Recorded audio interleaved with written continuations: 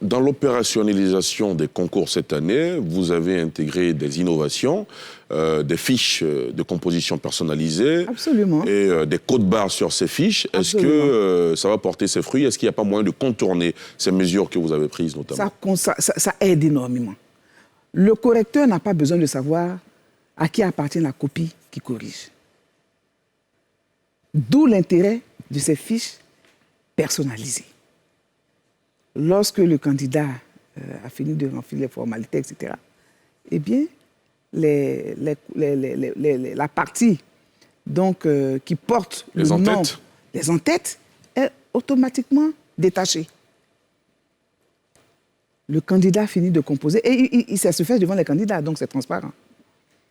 Ils finissent de composer, le correcteur découvre une copie... Sans identité. Sans identité. Il y a juste le code-barre. Il n'a aucun élément pour avoir accès à ce code-barre-là. Et donc, ce qui se passe, c'est qu'il copie, il corrige simplement sa copie. En se disant, bon, c'est la copie d'un citoyen. C'est à la fin du processus que les équipes, donc sur la base de la technique, n'est-ce pas, de notre système que vous n'entendez pas dévoiler ici, évidemment, j'imagine. Non, mais on l'a vu de toutes les façons, parce que j'ai été à ce stade-là, les Ivoiriens l'ont vu à travers les médias. C'est cela. Et donc, c'est en ce moment-là simplement que, à partir donc de ce code-barre, avec l'ordinateur, l'appareil disponible, qu'on peut donc enregistrer les notes des différents candidats et établir ainsi, si vous voulez, le registre avec toutes les notes. Et c'est sur la base de ce registre, avec toutes les notes, que le jury délibérera. Mais ce qui est intéressant, Ali, dans ce processus, dites-nous, c'est que par le passé, après les délibérations du jury,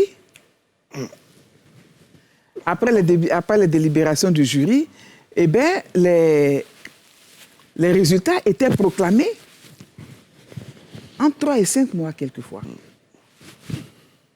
D'accord? C'est cela. Aujourd'hui, lorsque le jury délibère,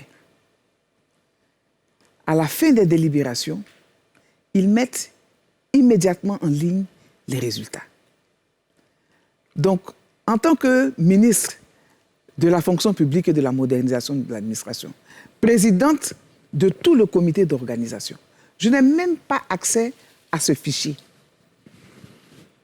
Le président du jury sait qu'il n'a pas besoin de venir me remettre le fichier pour mettre les résultats en ligne.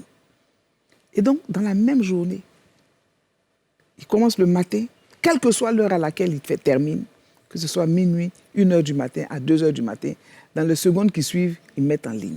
Très bien. Et nous avons une entreprise donc chargée de tout ce système d'informatisation et de digitalisation de notre opération.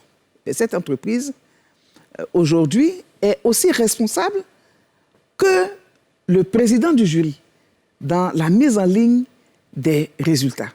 Par le passé, l'entreprise, après avoir traité donc, au plan informatique tous ces résultats, remettait la clé et les éléments à la direction des concours pour publication.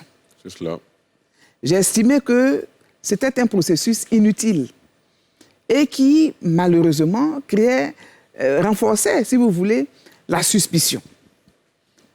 Pour qu'il n'y ait plus de suspicion... Le partenaire technique peut mettre en ligne directement?